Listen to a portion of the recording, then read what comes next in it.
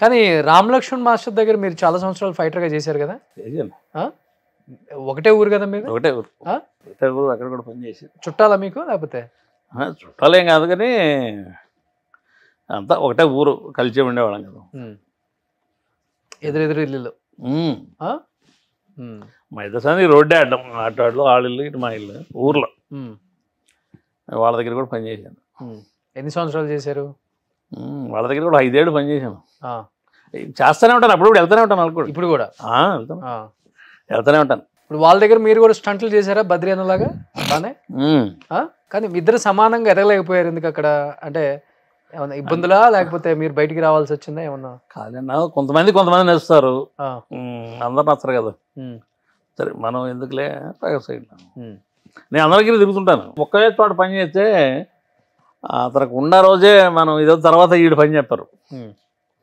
అందుకని అందరు మాస్టర్ దగ్గర తిరుగుతూ ఉంటాను నేను. మీరు చేసిన స్టంట్లలో మీకు బాగా రిస్క్ అనిపించింది లేకపోతే ఇప్పటికి థియేటర్లో చూసుకున్నా లేకపోతే ఇంట్లో చూసుకున్నా మీకు బాగా చాలా బాగా చేశానన్న స్టంట్లు అంటే ఏమని చెప్తారు మాస్టర్? చాలా చేశారు మీరు కూడా. నాకు ఇదే ఈ సినిమాలో కూడా చేశానన్నా, మన శ్రీమంతుల్లో కూడా బాగా రిస్క్ బయట చేసాం. మామిడి తోటలో పోయిట్టు, ఆ కొస్తాల దగ్గర అవన్నీ రిస్కే. ఓకే.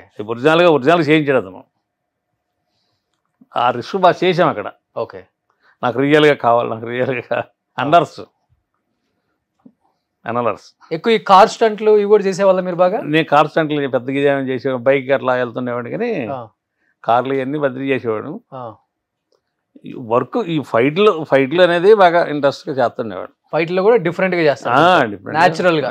ఈ వెయిట్ని పెట్టుకొని మనం ఆ ట్విస్టులు తిరగడం అనేది, ఆ బ్యాక్లీ అనేది ఓకే ఇంట్రెస్ట్గా వెళ్తాం. డూపులు పెట్టుకోకుండా ఈ ట్విస్టుల్లో తిరిగి తలకాయ వచ్చి కింద భూమి గుద్దుకుంటే ఈ తలకాయ లాస్ట్ పన్ను లేచిపోయింది.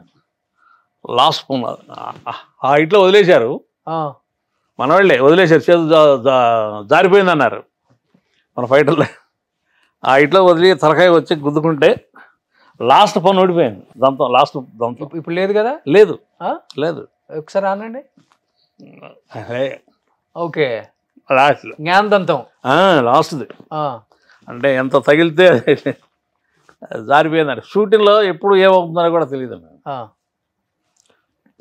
తలకు కూడా తగిలింది. తల ఎంత గుద్దుకుంటే లాస్ట్ దంతం లేచిందంటే ఎంత అని ఈ లింకులు అన్నీ పోయినాయి అనుకున్నాం.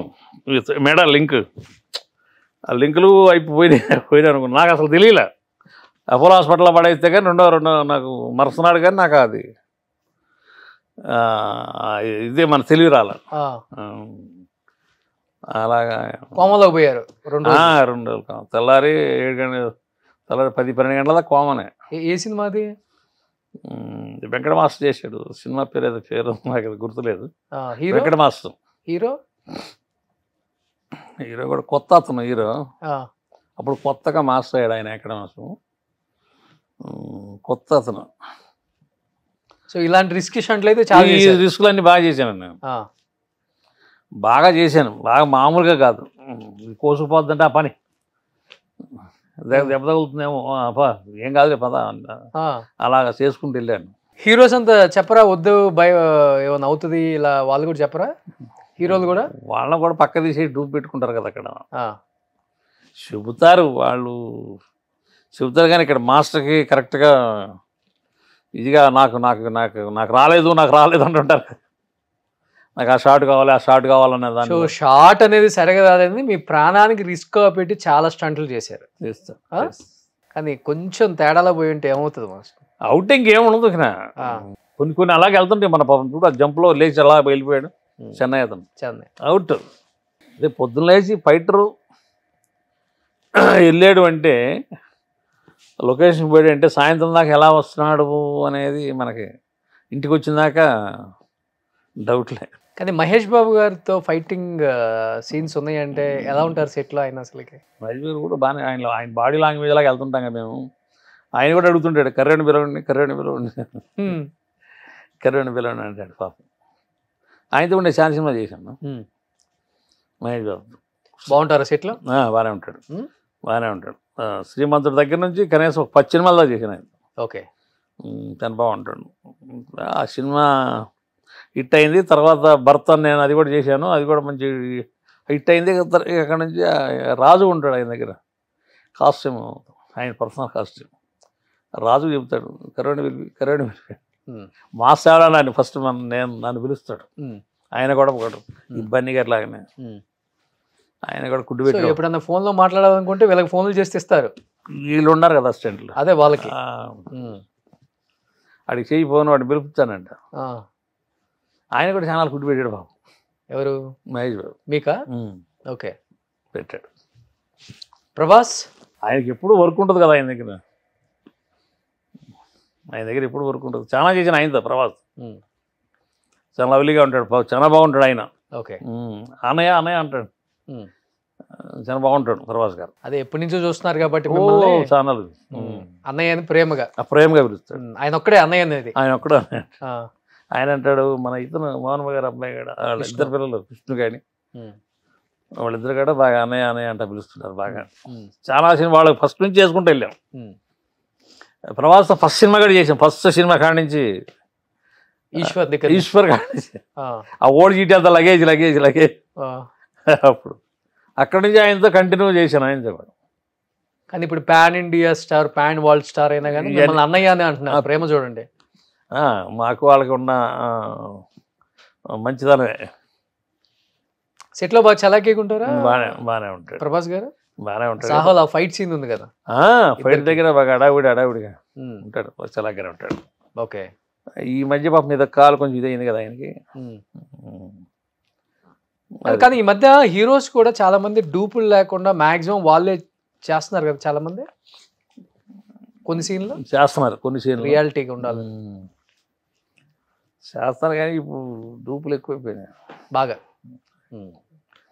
ఎందులో ఆడే వచ్చేసుకుని వెళ్ళిపోతాడు. మీరు డైలాగ్ కూడా మనం ఏదో వాయిస్. ఇప్పుడు మీరు కూడా చాలా మందికి డూబుల్ చేశారు కదా. చాలా మంది చేశారు. ఎవరెవరికి చేశారు మీరు? హీరోలకి ఇది కాదు కానీ నేను మీకు సూట్ అయ్యే వాళ్ళకి. ఇప్పుడు జయప్రకాష్ రెడ్డి చేసాను, చాలా నేను పర్మనెంట్ చేసేవాడిని. బాబుమోహన్ కూడా పర్మనెంట్. అదే ఏదైనా రిస్క్ ఏదైనా చేసే కాడ చేసేస్తారు అన్నట్టు. సో బాబుమోహన్ గారికి మీరు, జయప్రకాష్ రెడ్డి గారికి మీ బాడీకి సూట్ అయ్యే వాళ్ళు. వీళ్ళకి చేశాను నేను బాగా, చాలా చేశాను. ఓకే, ఇస్తారన్న రిస్కీ షాట్లు చేసినప్పుడు సపరేట్గా పేమెంట్లు కానీ ఇస్తారు. మీరు చేసిన హైయెస్ట్ రిస్కీ షాట్లకి ఎంత, ఒక 50,000 ఉంటుందా పర్ డేకి? ఇస్తారు. ఇక్కడ అది ఒక్కొక్క ప్రొడ్యూసర్ దగ్గరికి వచ్చి ఆయన కళతో చూస్తేనే బాగానే వేస్తారు. వాళ్ళు ఎక్కడో ఉండి ఏదో ఇచ్చింది ఇస్తారు. హైయెస్ట్ రెమ్యునరేషన్ తీసుకున్న సినిమా అంటే నేను ప్రభాస్ దగ్గర చాలా తీసుకున్నాను. ప్రభాస్ గారిది ఎంత రెమ్యునరేషన్ కాదు, ఆయన డైలీ 15,000 దాకా ఇచ్చాడు. మీకా పర్సనల్గా ఇచ్చారు ఆయన? సాహోలో 8 రోజులు చేశాను. 8 రోజులు రోజు 11,000 కాడికి ఇచ్చాను అన్నయ్య.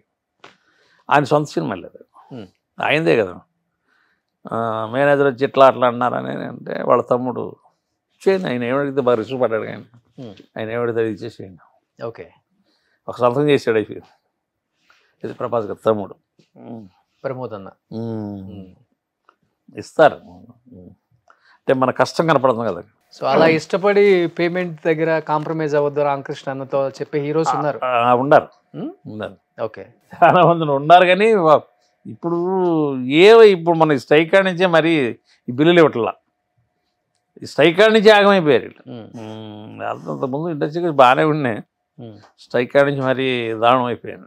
సుమన్ టీవీలో మీ పర్సనల్ అండ్ బిజినెస్ ప్రమోషన్స్ కోసం కింది నెంబర్కి కాంటాక్ట్ చేయండి.